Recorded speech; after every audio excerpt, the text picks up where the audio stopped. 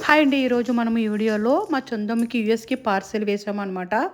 నేను ఏమేమి పార్సెల్ వేశానో అవన్నీ మనం ఈ వీడియోలో చూసేద్దాము.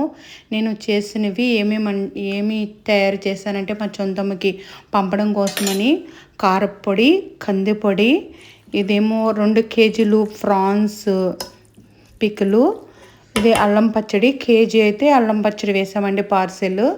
నెక్స్ట్ హాట్గా తినడం కోసం, కారంగా తినడం కోసమని ఇలాగా రిబ్బన్లు, ఈ స్వీట్గా తినడానికైతే home made pootharekulu, dry fruit pootharekulu and జీడిపప్పు అచ్చులు అండ్ కోవా అయితే అవి స్వీట్ షాప్లో కొనేసామండి.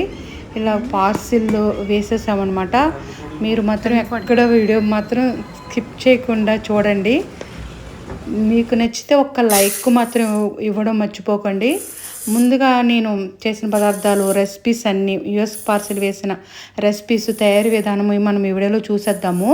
ఇది ఒక పెద్ద టాస్క్ లాగా ఉంటుందండి. మనకి పార్సిల్ వేసే వరకు, ఆ పని పూర్తయ్యే వరకు మనము దాని మీదే ఉంటాము కదా. నేనైతే 2 డేస్లో పూర్తి చేశాను అనమాట. ముందు రోజు రాత్రి నానబెట్టిన బియ్యాన్ని బట్ట మీద ఆరబెట్టి తర్వాత మధ్యాహ్నం మిల్లి పట్టించాను అనమాట. ముందుగా అయితే నేను కందిపొడికి ఇలాగ రెసిపీస్, దీనికి కావాల్సిన పదార్థాలు రెడీ చేశానండి. 2 కప్పులు కందిపప్పు, కందిపొడి కోసము 2 కప్పులు కందిపప్పు, 1/2 కప్పు పెసరపప్పు, 1/2 కప్పు శనగపప్పు, దానికి కారం సరిపడా ఎండుమిరపకాయలు, కరివేపాకు, జీలకర్ర, అంతేనండి. కందిపొడికి కావాల్సిన పదార్థాలన్నీ ఇలా రెడీ చేసుకుని నేను సిమ్లో వేయించుతున్నాను అనమాట. ముందుగా 2 పాత్ర పెట్టుకొని 2 కప్పులు కందిపొడి లోపలికంట వేగితే ఆ కమ్మదనం, ఆ రుచి బాగుంటుందన్నమాట. 2 కప్పులు కందిపప్పులు వేయించి ప్లేట్లో వేసేసిన తర్వాత అదే పాత్రలో 1/2 కప్పు శనగపప్పు వేయించుతుంటే మా ఆయన గారు ఫ్రాన్స్ అండి 3 కేజీలు ఒలిపించి తూపించారనమాట. ఒలిపించిన ఫ్రాన్స్ అనమాట. ఇవి ఒలిపించిన ఫ్రాన్స్ 3 కేజీలు అనమాట. ఇవి తెచ్చారనమాట. అవి పక్క పొయ్యి మీద సిమ్లో వేగుతున్నాయి. ఇలా ఫ్రాన్స్ని శుభ్రంగా వాష్ చేస్తామన్నమాట. ఇప్పుడు చూడండి, మన శనగపప్పు కూడా వేగిపోయింది. కందిపొడి కోసము శనగపప్పు కూడా వేయించేసాను. ఇప్పుడు శుభ్రంగా వాష్ చేసి స్ట్రైనర్లో వేసి తర్వాత ఇలా పెద్ద పాత్రలో పసుపు వేసి ఉడికించుకున్నాను. ఇందులో ప్రాన్స్ పికిల్ కోసమని ఇందులో ఏమీ వాటర్ వేయనక్కర్లేదండి. అందులోంచి వాటర్ రిలీజ్ అయిపోతుంది. ఇప్పుడు చూడండి, మన శనగపప్పు కూడా వేగిపోయింది. కందిపొడి కోసమని కందిపప్పు వేసిన ప్లేట్లోనే ఇలా 1/2 కప్పు శనగపప్పు కూడా వేస్తాను. ఇప్పుడు 1/2 కప్పు పెసరపప్పు కూడా వేయించేసుకుందాము. అలాగ సిమ్లో లోపలికంట వేగితే పచ్చిదనం లేకుండా అప్పుడు కమ్మగా ఉంటుందన్నమాట. ఇప్పుడు చూడండి, ప్రాన్స్ పికిల్ కోసం ప్రాన్స్లోంచి ఎంత వాటర్ వచ్చిందో. ఈ ప్రాన్స్ జస్ట్ ఇలా పగిలితే వరకు మనము ఈ ప్రాన్స్ ఉడికించుకోవాలన్నమాట. ఇప్పుడు చూడండి, మన పెసరపప్పు కూడా బాగా వేగిపోయింది. అదే ప్లేట్లోకి తీసేసుకుందాము. మళ్ళీ అదే పాత్రలో 2 స్పూన్లు ఆయిల్ వేసుకొని మనము కారం కావలసిన, అది కందిపొడి కావలసిన 1 కప్పు, పెద్ద కప్పు ఫుల్ అండి ఎండుమిరపకాయలు, ఒక 5 స్పూన్లు అయితే జీలకర్ర వేస్తున్నాను అనమాట. వేసి వేయించుతాము. ఇందులో కొద్దిగా చింతపండు కూడా వేసుకొని ఇందులోనే మనం ఇప్పుడు కరివేపాకు కూడా వేసుకొని వేయించుకుందాము. ఆ టేస్ట్, ఆ ఫ్లేవరు చాలా బాగుంటుంది.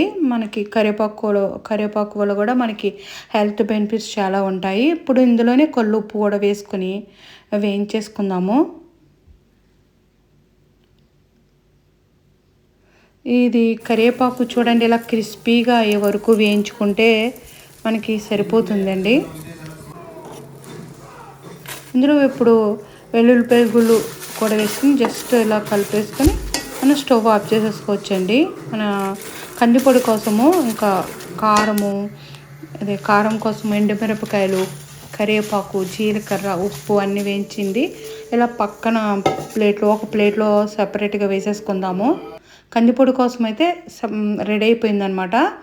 మనం మిక్సీ పట్టుకోవడమే చల్లారిన తర్వాత. ఇప్పుడు చూడండి, మన ఫ్రాన్స్ కూడా ఉడికిపోయినాయి. అందులోంచి వచ్చిన వేస్ట్ వాటర్ని అంతా ఇలా స్ట్రైనర్లో వేసుకుందాము. ఇప్పుడు చూడండి కారప్పొడి కోసమని నేను వేయించుతున్నాను అనమాట. దీనికి కావాల్సిన పదార్థాలన్నీ 200 గ్రాములు 200 గ్రాములు శనగపప్పు, మినప్పప్పు కొట్టు దగ్గర అలా కొనేసామన్నమాట. ధనియాలు, జీలకర్ర మళ్ళీ కారప్పొడి కోసం ఇలా కొనేసామన్నమాట. అది పొట్లం ఇప్పేసి శనగపప్పు సిమ్లో వేయించుతున్నాను. పక్క పొయ్యి మీద ప్రాన్స్ పీకిల కోసము నువ్వుల నూనె వేస్తున్నాను అనమాట అండి. కేజీకి కొద్దిగా ఎంతో తక్కువ కదండి. నువ్వుల నూనె అయితే కేజీ నువ్వుల నూనె వేసేసాను. మనము స్టైనర్లో వేసుకున్న ప్రాన్స్ని సగం అయితే ఇప్పుడు ఈ నువ్వుల నూనెలో వేసి వేయించుతున్నానండి. మనకి ప్రాన్స్ పికిల్ చాలా ఈజీగా అయిపోతుందండి. ఓన్లీ ప్రాన్స్ వేగడం ఒకటే లేటు, తర్వాత ప్రాసెస్ అంతా చాలా ఈజీగా అయిపోతుంది. మరీ రాడ్లో కాకుండా వేయించుకోవాలి. పికిల్లోకి వెళ్ళాక మళ్ళీ గట్టి రాడ్ అయిపోతాయి అన్నమాట. ఇక్కడ చూడండి పక్క పొయ్యి మీద అయితే కారపొడి కోసము శనగపప్పు చూడండి వేగిపోయింది. పక్కన వేరే ప్లేట్లో వేసేసి మళ్ళీ అదే క్వాంటిటీలో మినపగుళ్ళు కూడా వేయించుతున్నాము. చూడండి నువ్వుల నూనె వలన నురగ పైకి వచ్చేస్తుంది. పైన క్రిస్పీగా లోపల మెత్తగా ఉంటే చాలు. మరి రాడ్డులాగా వేయించుకోకర్రద్దండి, త్వరగానే వేగిపోతాయి. వేగిన తర్వాత చూడండి చాలా చిన్నగా అయిపోయినవి. ధనియాలు, జీలకర్ర కారపొడి కోసం వేయించేసాను. మినపప్పు, శనగపప్పు వేయించిన తర్వాత అప్పుడు ఎండుమిరపకాయలు, కరివేపాకు వేయించుతున్నాము. కారపొడి కోసమని ఎక్కువ ఎండుమిరపకాయలు వేసుకోవాలండి కారపొడిలో అయితే. ఇప్పుడు మిగిలిన ప్రాన్స్ కూడా వేయించేసుకున్నాము. ఒక వాయి వేయించనమాట. ఇది సెకండ్ వాయి అనమాట. సెకండ్ సారి వేసి వేయించుకున్నాను అనమాట. చూడండి ఇందులోనే కల్లుప్పు, వెల్లుల్లిపాయలు కూడా వేసాను. ఇప్పుడు ఎండలో ఎండబెట్టిన బియ్యం తీసి వచ్చాను అనమాట అండి. 10 గ్లాసులు. ఇవి ఈ సగం కంటే తక్కువగా అయిందనమాట. నేను ఒక గ్లాసు వేసి హాఫ్ గ్లాస్ పైనే పుట్నాల పప్పు వేసానండి. 10 గ్లాసులకి మిల్లు పట్టించడానికి మా ఆయన గారు తీసుకెళ్ళిపోయారు అనమాట ఆ బియ్యాన్ని. ఇప్పుడు ఈ కూడా సెకండ్ వాయి కూడా వేగిపోయింది, తీసేస్తున్నాను.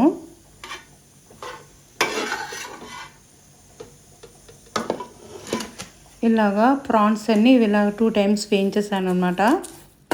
మళ్ళీ అదే ఆయిల్లో మనము అల్లం వెల్లుల్లి పేస్ట్ వేయించేసుకోవచ్చండి. మనకి కర్రీ కోసము ఎలాగైతే అల్లం వెల్లుల్లి పేస్ట్ వేసుకుంటామో అది కొంచెం డబల్ వేసుకుంటే సరిపోతుంది అనమాట. కేజీకి నేను 2 స్పూన్లు చొప్పున అల్లం వెల్లుల్లి పేస్ట్ వేసానండి. 6 స్పూన్లు అల్లం వెల్లుల్లి పేస్ట్ వేసి పచ్చివాసన లేకుండా వేయించుకుందాము. మరి రోస్ట్లా అయిపోకూడదు, అంటే మాడిపోకుండా వేయించుకుంటే సరిపోతుంది. ఆ ఫ్లేవర్ ఉండాలన్నమాట. మాడిపోకుండా వేయించుకోవాలి. ఇప్పుడు ఆయిల్ కొద్దిగా తక్కువైందని మళ్ళీ 4 స్పూన్లు నువ్వుల నూనె వేసాను అనమాట. నాకు మొత్తం ఈ పచ్చడికి కేజీ నువ్వుల నూనె వేసి 3/4 కేజీ నూనె వేసాను అనమాట అండి. 3 కేజీలు ప్రాన్స్కి.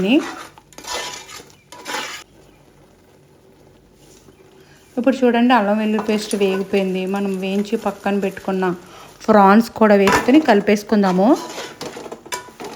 అల్లం వెల్లుల్లి పేస్ట్, ఈ ప్రాన్స్ బాగా కలిపేసుకుందామండి. ఇప్పుడు ఇందులో 5 స్పూన్లు అయితే నేను జీలకర్ర పొడి వేసాను. కప్పు కంటే కొంచెం తక్కువగా ధనియాల పొడి.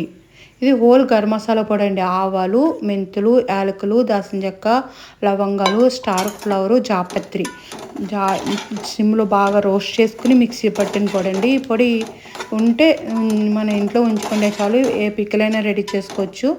చికెన్ పికిల్కి కూడా చాలా బాగుంటుంది. ఇప్పుడు నేను మన కర్రీలో ఎలా వేసుకుంటామో కారము దానికి అలాగే ఆ చొప్పున వేసాను అనమాట. 5 స్పూన్ చొప్పున కొలిసాను అనమాట. ఇలాగ ఈ 3 కేజీలకి కప్పున్నరైతే కారం వేసానండి.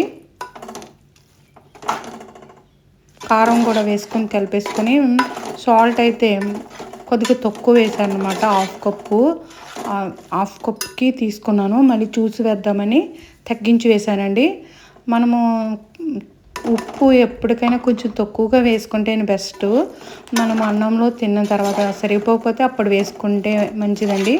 అంటే మనం ఉప్పు ఎక్కువైపోయింది అనుకోండి అందులోంచి తీసుకోలేము, తక్కువైతే కొంచెం కలుపుకోవచ్చు అనమాట. నేను స్టవ్ ఆఫ్ చేసిన తర్వాత కారం కలిపాను అనమాట అండి. ఆ ఆయిల్ తక్కువైందని కారం వేసిన తర్వాత గట్టిగా అయిపోయిందని కొద్దిగా ఆయిల్ గోరువెచ్చబెట్టి వేసి కలిపేశాను. ఇది చల్లారి లోపల నేను ఒక 15 పైనే నిమ్మకాయలు జ్యూస్ తీసానండి. ఎండలో ఎండబెడుతున్నాను అనమాట. అది చల్లారిన తర్వాత మనము ప్రాన్స్ పికిల్లో వేసుకోవచ్చు. ఇప్పుడైతే ఈ కందిపొడి కోసము ముందు మిక్సీ పట్టేస్తున్నానండి. మనము కరివేపాకు, ఎండుమిరపకాయలు, జీలకర్ర అది మిక్సీ పట్టేసాను ఫస్ట్. ఆ తర్వాత శనగపప్పు, పెసరపప్పు, కందిపప్పు 2 కప్పులు కందిపప్పు, హాఫ్ కప్పు శనగపప్పు, హాఫ్ కప్పు పెసరపప్పు మెత్తగా మిక్సీ పట్టేసాను అనమాట. చూడండి మన కందిపొడి అయితే రెడీ అయిపోయింది. ఇలా చేత్తో కలిపితే నాకు సాటిస్ఫాక్షన్గా బాగా కలిసిందో లేదో అని అనిపించింది అనమాట. అందుకు నేను మళ్ళీ ఒక్కసారి అంత పొడి మిక్సీ జార్లో ఆన్ ఆఫ్ పల్స్ ఇచ్చేసి మళ్ళీ మిక్సీ జార్లో కలిపేసాను అనమాట అండి. ఇప్పుడు నాకు పర్ఫెక్ట్గా కలిసింది అనిపించింది అనమాట. రైస్లో తినడానికి మనకి అర్జెంటుగా ఉన్నప్పుడు సాంబారు అలా పెట్టేసుకొచ్చండి ఈ పొడితో. చాలా చాలా బాగుంటుంది. టేస్టీ మన కందిపొడి అయితే రెడీ అయిపోయింది. ఇప్పుడైతే కారపొడి కోసము వెల్లుల్లిపాయలు పక్కకు తప్పించి ఇలా 2 టైమ్స్ అయితే నేను మిక్సీ పట్టేశాను అనమాట అండి. ఎండుమిరపకాయలును, కరివేపాకు, ఉప్పు, కల్లుప్పు వేసి వేయించేసాను అనమాట.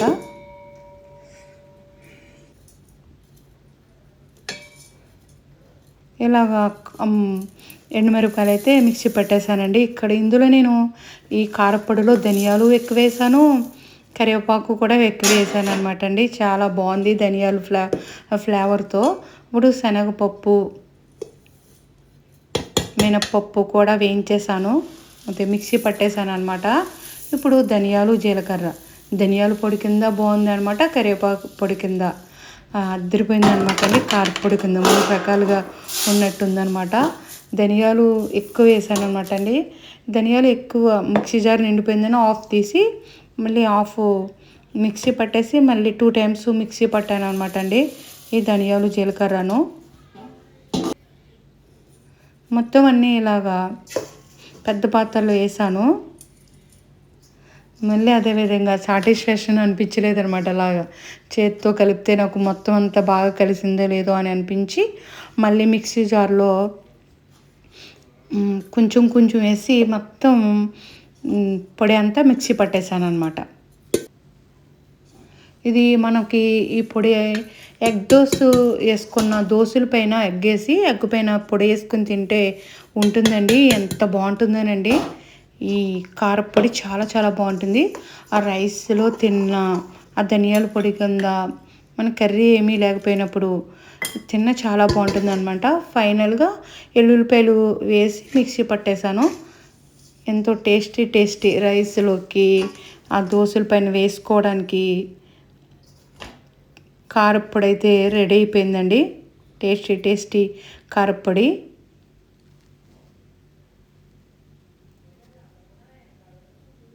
చాలా ఫ్లేవరు, చాలా బాగా కమ్మగా వాసన వస్తుందండి, అద్దరిపోయింది అంతే. ఇప్పుడు చూడండి రిబ్బన్ల కోసం అని అయితే నేను పచ్చిమిరపకాయల్లో కొద్దిగా ఉప్పు, కొద్దిగా వాటర్ వేసి మిక్సీ పట్టేసి పక్కన పెట్టేసాను అనమాట. రిబ్బన్ల కోసము రిబ్బన్లో ఇలా పచ్చిమిర్చి జ్యూస్ వేసి చేస్తామన్నమాట. ఇప్పుడు చూడండి మన ప్రాన్స్ పికిల్ అయితే చల్లారిపోయింది. నేను ఎండబెట్టిన నిమ్మకాయ జ్యూస్ను వేస్తున్నాను. ఇది 20 నిమ్మకాయలకి జ్యూస్ అనమాట అండి. 20 నిమ్మకాయలు ఉండొచ్చు. ఆ జ్యూసు సగం వేసాను అనమాట. మళ్ళీ పులుపు సరిపోలేదని మొత్తం అంతా పడిందండి. పర్ఫెక్ట్గా నిమ్మకాయ జ్యూస్ అయితే సరిపోయింది. మన 2 కేజీల ప్రాన్స్ పికిల్ అయితే రెడీ అయిపోయిందండి.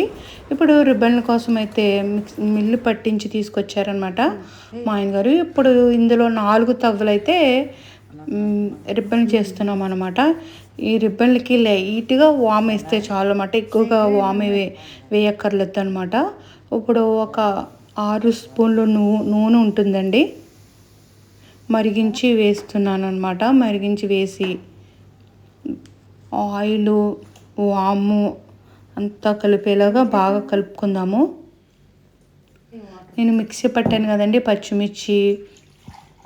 పచ్చిమిరపకాయలు, ఆ పచ్చిమిర్చి పేస్ట్ను ఇలా స్ట్రైనర్లో వేసుకొని ఆ పచ్చిమిర్చి జ్యూస్ తీసుకుందాము.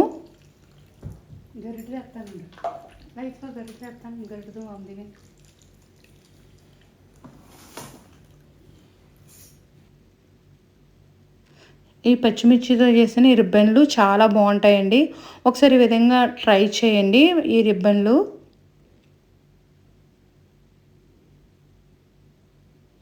నేను తీసుకున్న పచ్చిమిర్చి కారానికి పర్ఫెక్ట్గా ఆ పిండికి ఆ పచ్చిమిర్చి పేస్టు ఆ జ్యూసు పర్ఫెక్ట్గా సరిపోయిందనమాట. కొద్దిగా ఉప్పు సరిపోలేదని ఇలా సాల్ట్ తీసుకొని వాటర్ వేసి కలిపిందనమాట నా అత్తయ్య. అదైతే హాల్లో జంతికలు కొడుకులు ఆ ముద్ద పెట్టించేది. నేను వంటగదిలోని ఒత్తేసాను అనమాట అండి. నేను ఆల్రెడీ వంటగదిలో మూగిట్లో కేజీన్నర ఆయిల్ వేసి పెట్టేశానండి. త్వరగా అయిపోతుందని పెద్ద మూగుడు పెట్టేశాను అనమాట. ఇలాగ చూడండి చాలా జిగురు వచ్చి చపాతీ ముద్దలాగా అయ్యిందనమాట. మనము కొంచెం కొంచెం కూడా కలుపుకోవచ్చు పిండి. నేను పెద్ద మూకుడు పెట్టాను కానీ త్వరగానే అయిపోయినాయండి రిబ్బన్లు. ఇది ఒత్తుకోవడానికి జంతికలు ఒత్తుకోవడానికి చాలా ఈజీగా ఉంటుందండి.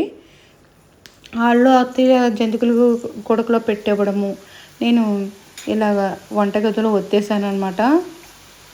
ఈ జంతికలు కొడుకు నాకు చాలా పర్ఫెక్ట్గా అనిపిస్తుందండి.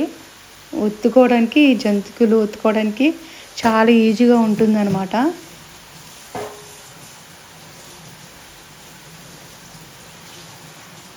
ఇలా ఒత్తుకున్న తర్వాత 4 మినిట్స్ ఆగిన తర్వాత మనం కదపాలి. వెంటనే కదిపేస్తే పిండిలాగా ఉంటుంది కదా, విడిపోయినట్టు అయిపోతుంది అనమాట.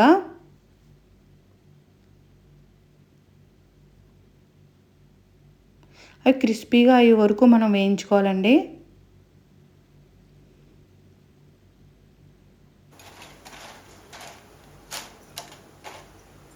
మనకి తెలుస్తుంది అన్నమాట, గల్మని అది క్రిస్పీగా అని సౌండ్ వస్తుంది. అప్పుడు మనము తీసేసుకోవడమే.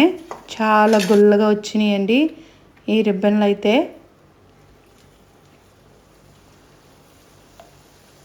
ఇలాగా ఈ రిబ్బన్లన్నీ ఇలా ఒత్తేసాను అనమాట అండి. ఒక్కసారి మొత్తం పిండి మొత్తంతా ఒక్కసారి ఒత్తేసేదానండి. అందుకని చాలా ఈజీగా అయిపోయిందనమాట. ఎక్కువ పెద్ద మూకుల్లో ఎక్కువ ఆయిల్ వేయడం వల్ల ఈ జంతికల కొడుకుల్లో పెట్టిన ముద్దంతా ఒకసారి ఒత్తేయడం వల్ల జంతికలు అదే రిబ్బన్లు ఈజీగానే అయిపోయినాయండి. చాలా టేస్టీ మన రిబ్బన్లు అయితే రెడీ అయిపోయినాయండి. ఒకసారి మీరు ఈ విధంగా ట్రై చేయండి. చాలా గుల్లగా చాలా క్రిస్పీగా వచ్చినాయి అనమాట. ఆయిల్ కూడా పెద్ద ఎక్కువగా లాగలేదండి. రిబ్బన్లు అయితే అదిరిపోయినవి. నెక్స్ట్ ఇవి చల్లారిన తర్వాత నేను డబ్బాలో వేసాను అనమాట. మనకి కొరియర్ వేసుకోవడానికి వెళ్తాం కాబట్టి ఏ డబ్బా అయితే పట్టుకెళ్తామో ఆ డబ్బాలోనే నేను చల్లారిన తర్వాత వేసేసి మూత పెట్టేశాను అనమాట అండి. ఇవన్నీ ఒక్క రోజులో చేశానండి. ఈ రిబ్బన్లు, కారప్పొడి, కందిపొడి అండ్ ప్రాన్స్ పిక్కలు సాయంత్రం 4:30 అయిందనమాట. నైట్ అయితే డిన్నర్లో అన్నీ నేను టేస్ట్ చూశాను అనమాట. ఇలా కారప్పొడి, కందిపొడి, ఇలాగా ప్రాన్స్ పిక్కలు అన్నీ కారం ఉప్పు చూద్దామని రైస్లో రాత్రి డిన్నర్లో ఇవన్నీ వేసుకొని తిన్నాను అనమాట అండి. ఆ ధనియాలు ఎక్కువ వేయడం వల్ల ధనియాలు ఫ్లేవర్ ఎక్కువగా ఉందన్నమాట. ధనియాల పొడి, కారప్పొడి, కొద్దిగా నేను ప్రాన్స్ పిక్కలు వేసుకున్నాను అనమాట.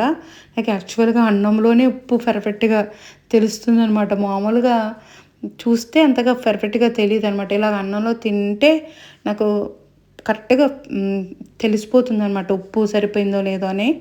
ఇప్పుడు కొద్దిగా నెయ్యి వేసుకొని ఇలాగా కారపొడి తిన్నాను, అదిరిపోయింది. కందిపొడి కూడా సూపర్ ఉందనమాట. ఇంకా ప్రాన్స్ పికిల్ అయితే ఆ పులుపు, ఆ కారము, అన్నీ మసాలాలన్నీ సరిపోయి అదిరిపోయింది అనమాట. ముద్దకి ఆ ప్రాన్స్ తగులుతూ సూపర్ ఉందండి ప్రాన్స్ పికిల్ అయితే. అండ్ నెక్స్ట్ డే అయితే నేను 1/2 కేజీ అల్లం అండి, దానిపైన పొట్టు తొక్కను చెక్కేసి తడి లేకుండా మాత్రం ఎండబెట్టుకోవాలన్నమాట. మధ్య మధ్యలో మనం ఆరబెట్టుకుంటూ ఉండాలి, తడి అస్సలు ఉండకూడదు అనమాట. తడి ఆరిపోయిన ఈ అల్లం ముక్కల్ని మిక్సీ జార్లో వేసి మిక్సీ పట్టేశాను అనమాట. మెత్తగా మిక్సీ పట్టేశానండి. చింతపండు అయితే 1/2 కేజీ చింతపండుని హాట్ వాటర్లో నానబెట్టాను అనమాట. ఉట్టులు లేకుండా తీసుకుని, మనకి ఎక్కలేని పొండే అనుకోండి, ఎక్కలేని పండు ఉట్టులు తీసేసుకుని హాట్ వాటర్ వేసి నానబెట్టిన చింతపండు కూడా మిక్సీ పట్టేశాను. యాక్చువల్గా మనం గుజ్జును ఎండలో ఎండబెట్టుకున్నాం అనుకోండి, ఇంకా చాలా ఈజీగా అల్లం పచ్చడి అయిపోతుంది. నేను నానబెట్టిన చింతపొడిని ఇంకా మిక్సీ జార్లో వేసి ఇలా మిక్సీ పట్టేశాను అనమాట. 1/2 కేజీ అల్లము, 1/2 కేజీ చింతపండు, కేజీన్నర బెల్లము తీసుకున్నాను అనమాట. తవ్వుడు, కారము, సాల్ట్, ఉప్పు అనమాట. 2 గ్లాసులు కారము, 1/2 గ్లాసు 2 గ్లాసులు కారం అనుకోండి, 1 గ్లాసు సాల్ట్ మనం చూసుకొని వేసుకోవాలన్నమాట. ఇప్పుడు మనం మిక్సీ పట్టిన అల్లము చింతపండు గుజ్జు కలిపేసుకొని తప్పుడు కారం అనమాట, అంటే 2 గ్లాసులండి ఫుల్ కారం అనమాట. 1 గ్లాస్కి ఉప్పుకి చూసుకొని మళ్ళీ కలిపామన్నమాట. పాకం ఎలా పట్టుకోవాలంటే ముద్ర పాకం కాకుండా లేత పాకం ఉంటుంది కదండి, పాకం ఇలా జస్ట్ తీగ వస్తే చాలు అన్నమాట, ఆ పాకం పట్టుకోవాలి. నేను పోపు కోసమని వెల్లుల్లిపాయలు మిక్సీ జార్లో ఆన్ ఆఫ్ ఫాల్స్ ఇచ్చి మిక్సీ పట్టేశాను. ఇప్పుడు మనము లేత పాకంగా పట్టుకొని మనము చింతపండు, అల్లము అందులో వేసుకొని కారము, ఉప్పు కలిపిన దాంట్లో ఆ పాకం వేసుకుని కలిపేసుకొని పోపు వేసుకోవడం అనమాట. పెద్ద పాత్ర పెట్టుకుని పోపు వేసుకోండి, ఎందుకంటే వెల్లుల్లిపాయ వేసుకున్నప్పుడు పొంగిపోతుంది అనమాట. ఆవాలు, మెంతులు, వెల్లుల్లిపాయ వేస్తే పోపు రెడీ అయిపోతుందండి. అల్లం పచ్చడి అయితే రెడీ అయిపోయింది. మా చందమ్మకి చాలా చాలా ఇష్టము అల్లం పచ్చడి. ఇంకా హోమ్మేడ్ పూతరేకులండి. తయారు విధానం మన రాణి టాక్ ఛానల్లో ఉంది. డ్రై ఫ్రూట్ పౌడర్ వేసి చేసిన హోమ్మేడ్ పూతరేకులు అద్దరిపోతాయి, అంటే నోట్లో వేసుకుంటే కరిగిపోయేలాగా ఉంటాయి అంతే. మన హోమ్మేడ్ నెయ్యి, హోమ్మేడ్లో చేసిన డ్రై ఫ్రూట్ పౌడర్తో పూతరేకులు రెడీ అయిపోయినవి. ఇలా స్వీట్ షాప్ కోసం వచ్చామన్నమాట. కోనసీమ కోవండి, ఇక్కడ రాజనగరంలో ఉంటుందన్నమాట షాపు. ఇక్కడ జీడిపప్పు అచ్చు, కోబెల్లలు తీసుకున్నాం అన్నమాట. కేజీ జీడిపప్పు వచ్చు, కేజీ కోబెల్లలు అన్నీ పావు కేజీ సపరేట్గా ప్యాకింగ్ చేయించాము. మా చందమ్మకి షాపింగ్ చేయడానికి వచ్చామన్నమాట. షాపింగ్ అయిపోయిన తర్వాత కొరియర్ ప్రసాద్ ఇంటర్నేషనల్ కొరియర్కి దగ్గరికి వెళ్ళి మొత్తం అన్నీ పట్టుకెళ్ళిపోయాము అనమాట. వాళ్ళు యాక్చువల్గా మన ఇంటికి వచ్చి పట్టుకెళ్తారు, మేము షాపింగ్ ఉంది కదా అని అన్నీ పెద్ద సంచిలో పెట్టేసుకొని షాపింగ్ ముందు చేసేసి ఆ తర్వాత కొరియర్ దగ్గరికి వచ్చామన్నమాట. ఎప్పుడు వేసినా మేము ఎక్కువగా ఇక్కడే ప్రసాద్ ఇంటర్నేషనల్ కొరియర్కి వచ్చి వేస్తాము. యాక్చువల్గా ఇంటికి వచ్చి కూడా వాళ్ళు పట్టుకెళ్ళిపోతారు, ఇంటి దగ్గర నుంచి కూడా మేము వేసేవాళ్ళమండి. ఇలాగ మొత్తము 17 కేజీలు అవినాయండి. 17 కేజీలు మేము వేసిన ఐటమ్స్ అన్నీ 17 కేజీలు ఏమంట. బెల్లం ఆవకాయ వేసాము, అండ్ మామూలు ఆవకాయ కూడా అదొక కేజీ, ఇదొక కేజీ వేసామన్నమాట. మొత్తము 17 కేజీలు, కేజీకి 900 అంట. చాలా ఎక్కువ రేట్ అనిపించిందండి నాకైతే. ఇది రాఖీ పండుగకి అందాలని పార్సిల్ వేసామన్నమాట అండి. పార్సిల్ అందిన తర్వాత ఒక చిన్న వీడియో తీసి పెట్టరా అన్నానండి మా చందమ్మను. ఒక షార్ట్ వీడియో ఏం చేస్తారో చూద్దాము, వాడు తీయడం అనుకుంటున్నాను, మళ్ళీ పెట్టమని అడుగుతాను. ఓకేనండి. చాలా పెద్ద టాస్క్ అనిపిస్తుంది. మన పిల్లల కోసము చేస్తాం కాబట్టి మనకి అంత కష్టంగా అనిపించదు అనుకోండి. కరెక్ట్గా మేము బస్సుకి వేసే టైంకి వెళ్ళామన్నమాట. ఆ వ్యాన్కి వేసేసారనమాట అండి. ఇలాగ మేము వేయడము, అలా ప్యాకింగ్ చేసేయడము, వాళ్ళ వ్యాన్ మీద వేసే వరకు, ఇలా కొరియర్ వేసే వరకు షూట్ చేశానండి. ఓకేనండి. మీరు మాత్రం ఒక చిన్న లైక్ ఇవ్వడం మాత్రం మర్చిపోకండి. ఓకేనండి, బాయ్. Thanks for watching.